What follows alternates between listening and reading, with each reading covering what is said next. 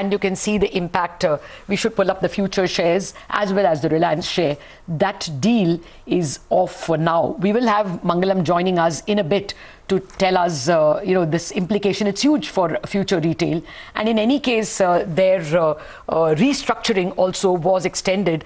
That's going to be a bit of a blow for banks because they have a lot of exposure to future retail. It was expected that eventually it will be a Reliance exposure, but now this is going to be an issue for banks as well. So banking stocks could also reflect it sooner or later.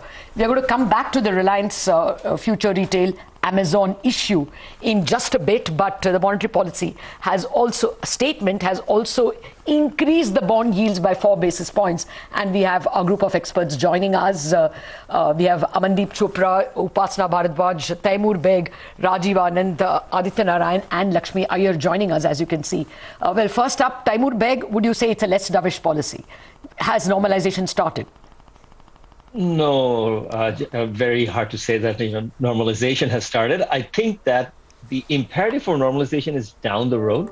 But as the governor said repeatedly, that there's still a lot of uncertainty around the issue of the pandemic. And there is not that much urgency coming from inflation. It is seen as temporary. And certainly to keep the money market stable, to keep liquidity ample, the central bank needs to pursue the policy that it has been pursuing for a while. And as you can see, he took a bit of a victory lap about all the numbers of measures that he has introduced since the pandemic began and how they have helped various parts of the economy. So I don't think there is any question of at this moment of second guessing the need to sort of start scaling back. Look, nobody's doing it. Why would India do it right now? Go out on a limb and start talking about normalization. Okay, fair point. Amandeep, bond yields have nevertheless gone up by 3 or 4 basis points. What's the key takeaway for the market? I guess it's a combination of factors, Lata. Clearly the voice of dissent was, I would say, to some extent a driver of maybe recalibration by the fixed income markets, because while the markets believe that the process of normalization is inevitable, I think the timing is what is currently being debated about. The second aspect, I would say, is also around the VRRR. The markets were expecting a continuation of the existing amount. The fact that it's going up marginally does indicate that the short end, which is the 5-year segment, could react to that much more with maybe relatively reduced liquidity levels. Although I think the governor did, make a statement around trying to comfort the markets by saying that this is really not a process of normalization. But I think the markets have given their verdict in the way the yields have moved up. I would say that the process, to some extent, has begun. The statement clearly is a bit more hawkish. We need to wait and watch on how this really pans out over the next meetings. Amandeep, although the governor didn't read out necessary to revive and sustain growth on a durable basis, which is what may have made the market feel that he's not been that accommodative. The sentence now that we have the printed copy is exactly the same. The MPC has decided to continue with the accommodative stance as long as necessary to revive and sustain growth on a durable basis and to continue to mitigate the impact of COVID on the economy while ensuring inflation remains within target. So the statement is not different at all from the previous time, and now the bond yield has gone back to 6.23 from 6.24. So I think that sentence is having a material impact. Upasana, takeaways?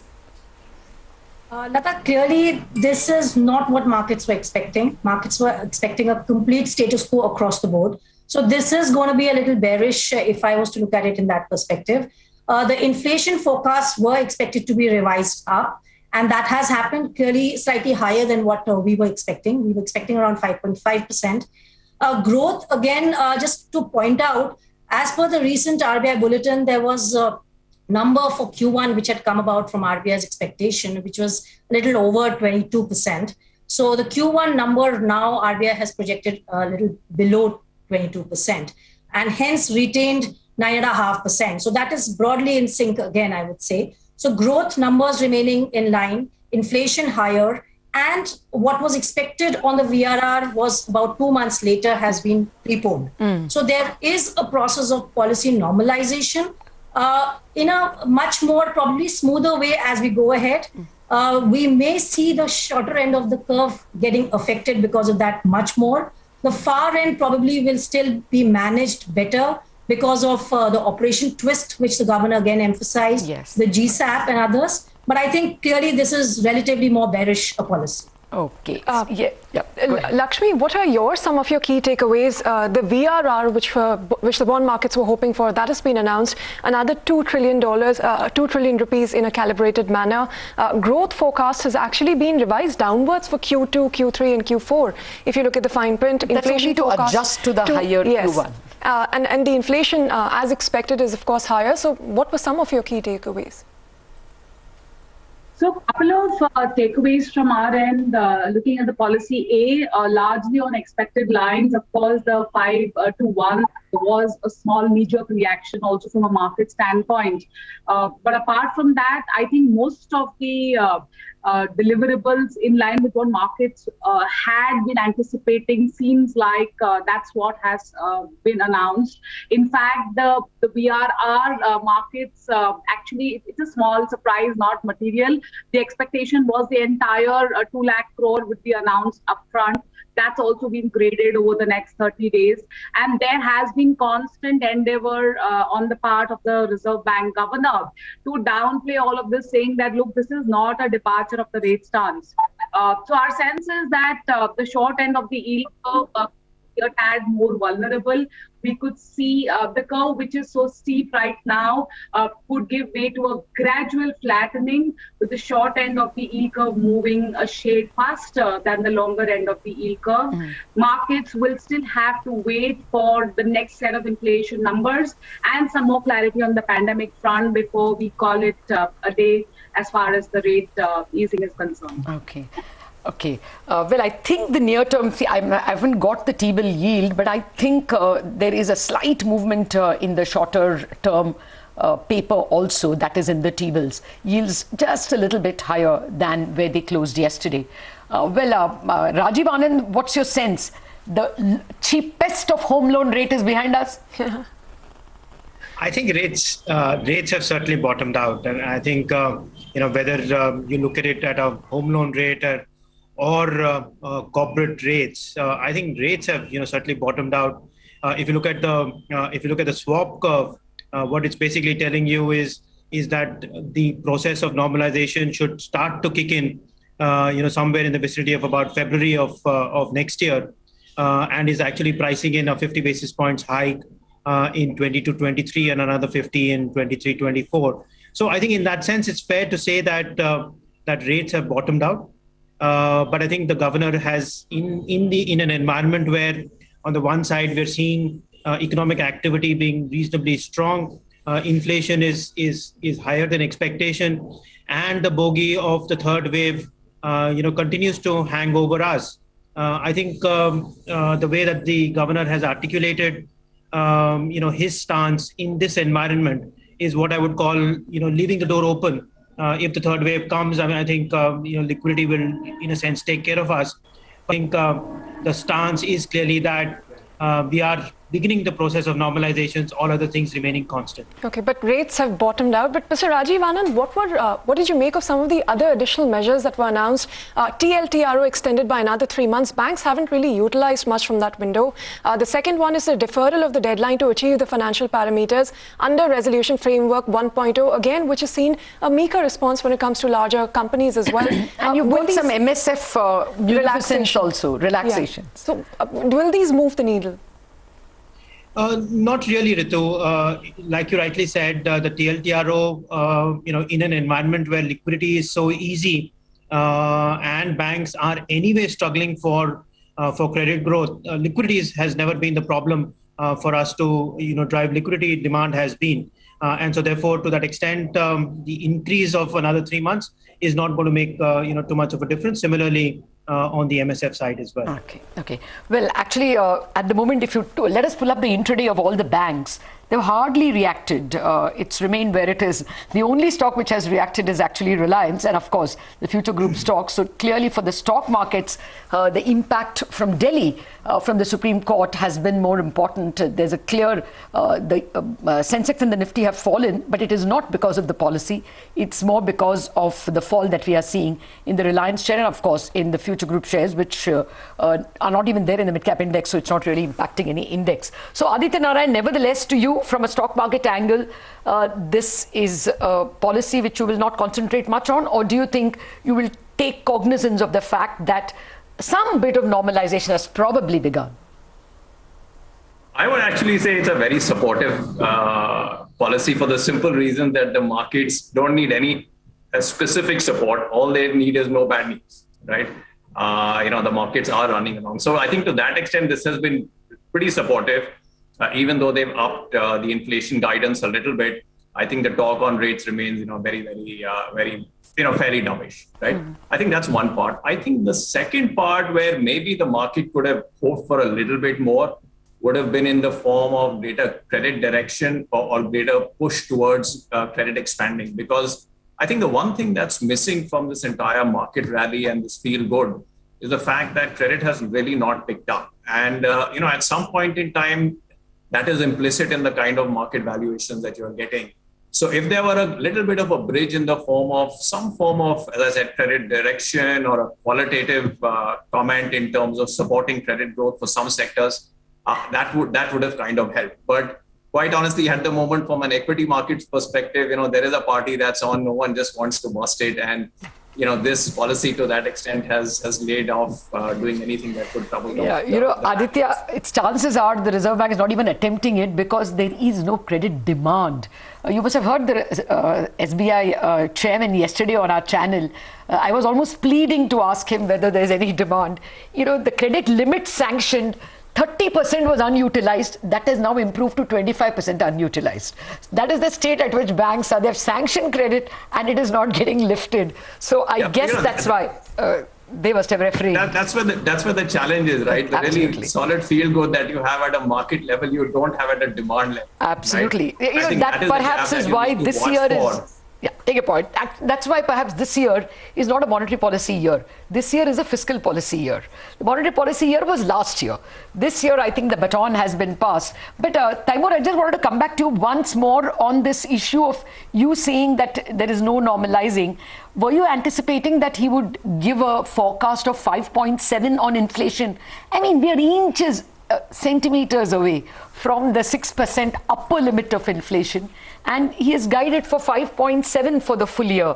Will not that be seen as something that the market should take as normalizing? So, Lata, there is a global parallel here. I mean, look at what is happening to short end at the US and elsewhere. That ever since central bank governors started saying that, well, the pandemic can be managed through vaccination, there is an end game in place, and therefore we can start thinking about 2022, 2023 as years when we start removing some of the extraordinary measures in place. You've seen some sort of flattening of the yield curve where short-term rates have gone up a tad in expectations of slightly earlier than expected rate increases. My view remains that India is still a good 4 quarters away from any serious thought about policy rate increase. And with higher revision of inflation forecast, we are basically getting more and more negative real rate for the short end. Now, India having negative real short end by Indian standards is rare, but by US and European standards, that's like par for the course. They've had negative short-term rates for a very long time. But who doesn't have negative short-term rates? China doesn't. Indonesia doesn't. Malaysia doesn't. So should we think of India in the US Eurozone bracket saying that it's okay for India to support growth by keeping short-term negative real rates in place for a long, long time? Or should we think of India in the context of the ASEAN countries, of China, and say if those countries, despite having pandemic-related challenges, cannot afford to have negative real rates, can India? For the time being, the central bank's message is very clear. We're going to maintain negative short-term real interest rates, and it may go down even more as inflation forecasts get revised higher. Okay, take your point entirely, but I think, Ritu, you have the most pertinent question, which everybody has to answer. Well, what the markets really wanted to know, any sort of hints as to when the policy normalization will start. And of course, now the next step would be to watch out for is a reverse repo hike. Upasana, starting with you, when do you think RBI will take that step? I think that is some way away. I would agree to an extent that VRR is the first step we were talking about. Now, there are different variants of VRR which we will see. We've started with the 14-day extension. We expect this to probably change tenors. So it has to become overnight at some point. We could also see different other forms of liquidity-related normalization before a reverse repo hike happens. So for us, we are still keeping that retained at around the December policy. I think there is an element of uncertainty with respect to growth, and inflation, of course, remains to be seen how it really pans out. So keeping all of that in mind, we still continue to believe that December is the time when we could expect a reverse repo hike. Okay, so anyway, the statement now very clearly says the accommodative stance was voted for by 5 members, with Professor Jayant Verma voting against to continue the accommodative stance. Okay, very quickly, Lakshmi, when is the normalizing starting, or when is the reverse repo hike? Not anytime soon, Lata, probably by the year end, or if they want to stretch it into the early quarter of the next year, calendar year, that could well be the time. They don't seem to be premature contemplating that as yet. Okay. Amandeep? Well, I think in my view, the ideal time would have been the Q4 of this calendar, but my hunch is that the earliest that the central bank will move would be Q2 of next calendar year, not before that. Q2 of next calendar, okay, that's quite a distance. Rajiv, what do you expect in terms of tightening? Do you expect anything to move at all? Like I mentioned, first the operative rate will go from 3.35 to 4%. That probably will happen in this fiscal, and we expect 50 basis points hike probably in the first quarter of 22-23. Okay, Aditya Narain, final thoughts from you. What's your expectation? From my perspective, I think nothing in this calendar. Okay. I think the variable would really be credit growth, as I've been harping about. If you see a material pickup there, then there might be a rethink. But otherwise, not in this calendar. I think in the policy, the governor was quite clear that it's a supply-led issue. So unless you see reasonable normalization of demand, I suspect it's going to be pushed out. Okay. Gentlemen, and Lakshmi and Upasana, thank you very much for joining us and parsing the policy for us.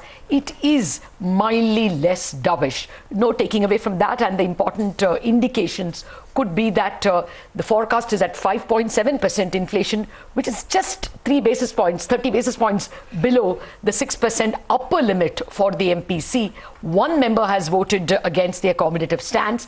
And although the governor went overboard to say that you should not interpret the sucking out of more liquidity in the form of reverse repo as moving away from accommodation, that still will be read as a little more liquidity going away. And therefore all that appears to have pushed the bond yields a little higher at 6.24 at this point in time, and even the near-term yields have moved up a little. And I think the most important statement coming in from Rajiv Anand, that the best of your home loan rates are over. So those of you who are planning home loans or homes, that's a very important statement coming from a banker, that don't expect that, 6.7 will become 6.5 or something. 6.7 it is. I think that's the lowest rate in the market at this point in time. In a long time that we've seen, but yes. Absolutely. So that's the key takeaway. The very, very growth supportive, as Aditya Narain said, even now. And Amandeep not expecting too much of liquidity support moving away till the second quarter of next year. The point is the Reserve Bank has moved the needle a little bit in terms of saying growth has normalized and we have to anchor inflation expectations. That for me is the standout difference from the previous policy. Thank you very much for being with us, and we will of course rejoin the Reserve Bank when the governor holds his press conference. For the moment, the more important news for the market is the Amazon verdict, which has gone in favor of Amazon at the Supreme Court and away from the Reliance future deal. After the break, we are going to concentrate entirely on that very important development.